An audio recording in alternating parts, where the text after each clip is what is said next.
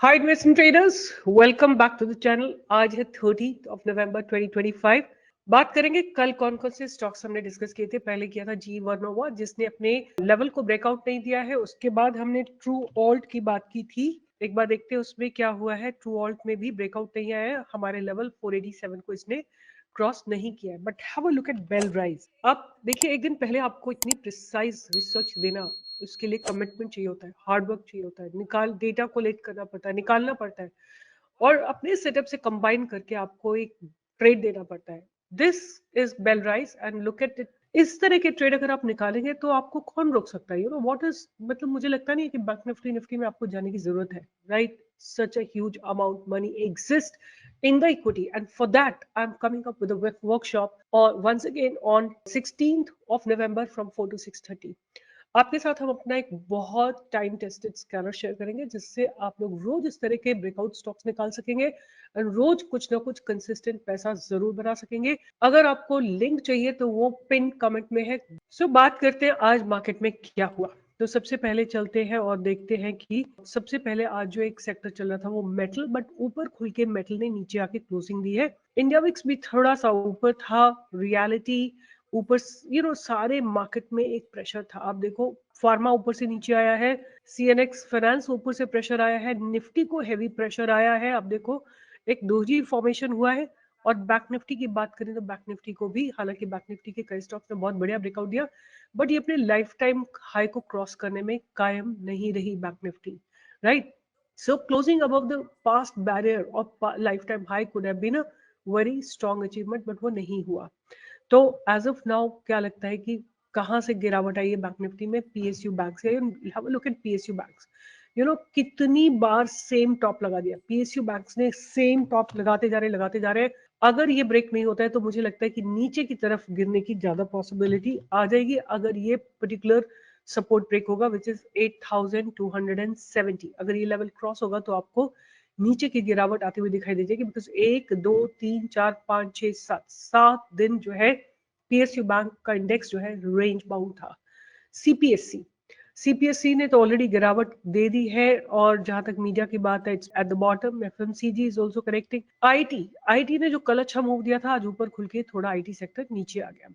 तो overall market में positive तो बिल्कुल भी नहीं है। जो सेक्टर्स पॉजिटिव क्लोज हुए उनमें भी ऊपर से थोड़ा सा प्रेशर है, हायर लेवल से थोड़ा प्रेशर है। अगर निफ्टी को आप देखिए, आज निफ्टी ने एक दोजी का फॉर्मेशन किया है। अगर हम इसको एक छोटे टाइम फ्रेम में देखें तो यहाँ पे ओपनिंग हुई 9:15 पे। उसके बाद निफ्टी नीचे जाने की कोशिश करती है और अपने पास्ट सपोर्ट से सपोर्ट लेके वापस बाउंस बैक करती है, राइट? वापस it bounces back, right? But again जो क्लोजिंग होती है वो within the previous trading session ही होती है, और which is a sign of weakness. और ये जो सेलर्स है, आप देखो आज open equal to high candle बनी है। ये जो सेलर्स हैं they look very very aggressive, right? अब कल अगर ये लेवल ब्रेक होता है विच इज 25,833, तो आपको नेक्स्ट टारगेट आता हुआ दिखाई देगा 25,783, और उसके बाद 25,716। ये टारगेट्स आपको आते हुए दिखाई देंगे, और उसके बाद आपको नेक्स्ट टारगेट आता हुआ दिखाई देगा 25,650, राइट? तो ये सारे टारगेट्स आपको नीचे की तरफ आते हुए दिखाई दे सकते हैं in the downward direction. But hope for the best कि निफ्टी यहाँ से बाउंस करे, एक सपोर्ट लगे और ऊपर अपने पास बैरियर को क्रॉस करने में सक्षम रहे, विच इज 26,000, राइट? तो ओवरऑल आज मार्केट स्ट्रेस में ही था। बात करते हैं कि अब हम मेरे रडार पे क्या रहने वाला है और मैं किन स्टॉक्स को वॉच कर रही हूँ। तो 2 3 स्टॉक्स है मेरे रडार, जिसमें से केवल मैं सारे स्टॉक्स के बारे में आपके साथ कई बार अच्छे से बात कर चुकी हूँ, एक्सप्लेन कर चुकी हूँ, एनालाइज कर चुकी हूँ। तो पहला स्टॉक जो मेरे रडार पे रहेगा वो आरईएल लिमिटेड रहेगा। ये स्टॉक मेरे रडार पे रहेगा एंड एक बार चल के इसके फंडामेंटल्स को देख लेते हैं, हाउ आर दे। सो 3000 करोड़ की कंपनी है, 36 का पी है, ROC is about 9.53, RO is about 10.8। अगर हम बात करते हैं ये कंपनी करती क्या है, तो this company is in the business of selling solar pump, setting up solar generation power plant, generation and sale of power. So basically they have taken a lot of projects in Karnataka, Maharashtra, Rajasthan related to solar photovoltaic power pumping system, rooftop solar projects, ground mount solar projects, etc. Right? And अगर हम बात करते हैं कि debtor days इनके थोड़े better हुए हैं, 129 से down to 24.8, but there are some cons also, please go through them. अगर हम इनकी सेल की बात करते हैं, सेल्स जो है इनकी इंप्रूव हो रही है, और लास्ट 3 क्वार्टर से, मार्च, जून एंड सितंबर क्वार्टर में आप देखोगे इन्होंने अपने सेल को एग्रेसिवली इंक्रीज किया है, और इन्होंने जो ऑपरेटिंग प्रॉफिट मार्जिन है उसको भी 17%, और फिर अब रिसेंटली 31% पे लेके आए।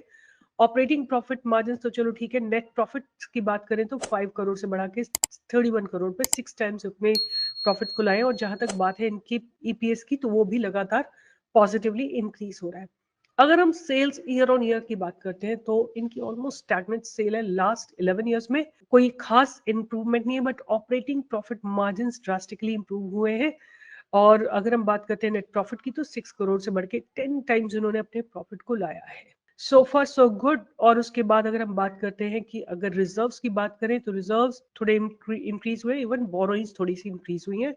सो तो थोड़ा सा डिस्टर्ब रेशियो इनका बोरोइंग एंड इक्विटी का। और अगर हम बात करते हैं cash from operating activity, they are generating this point of time, they do have some net cash flow. इनके डेटर डेज ड्रास्टिकली नीचे गए हैं, और आरओसी जो है 6.52% से बढ़ के 10-11% पे आ गया है। प्रोमोटर्स होल्डिंग की बात करें तो अराउंड लास्ट दिसंबर में इनके जो होल्डिंग है वो 10% नीचे गई है। और 10% नीचे गई है तो कहाँ गई है, तो पहले तो एफ ने 3% अपनी होल्डिंग को किया है, डीआईएस ने अपनी होल्डिंग को 1.36% किया है, और जहां तक पब्लिक ने अपनी होल्डिंग को 6% से इंक्रीज किया है। तो मोटा मोटा जो है, अगर इन्होंने अपनी एग्जिट किया है तो उसमें से F I 3, DIIs 1.36 and DIIs public ने अपनी 6% होल्डिंग को इंक्रीज किया है। तो ओवरऑल मुझे ऐसा कोई रेड फ्लैग नहीं दिख रहा है जिसको देख के मैं बोलूं कि नहीं, it's very alarming and it can be dangerous. दूसरा स्टॉक जो मेरे रडार पे रहेगा वो मैं आपके साथ ऑलरेडी शेयर कर चुकी हूँ, Rubicon, right? Rubicon research limited, right? तो keep this on your radar, it may again give you a fresh breakout. So keep this stock on radar, and now your stop loss is going to be on this trend line, right? इस trend line को आप अपना stop loss मान के चलिए। और last stock जिसकी मैं बात करूंगी वो है निप्पॉन, LIAM। हाँ, this is NAM India, right? This is the stock that I am going to keep on my radar.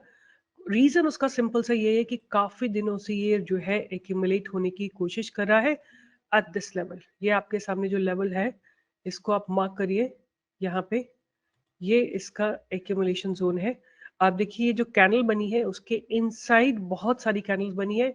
इसको मैंने पूरा एलैबोरेटली स्टडी किया हुआ है, कई बार स्टडी किया हुआ है, और अब मुझे फिर से अच्छा लग रहा है। ऊपर चलने के लिए तैयार है। ध्यान में रखिएगा, दो और ऐसे स्टॉक हैं जो इसी तरह का कॉन्फ़िगरेशन बन रहा है, और ऐसा लगता है कि चलेंगे, अच्छे से चलेंगे, बट जिस दिन ब्रेकआउट आएगा उस दिन मैं दोबारा से डिस्कस करूंगी।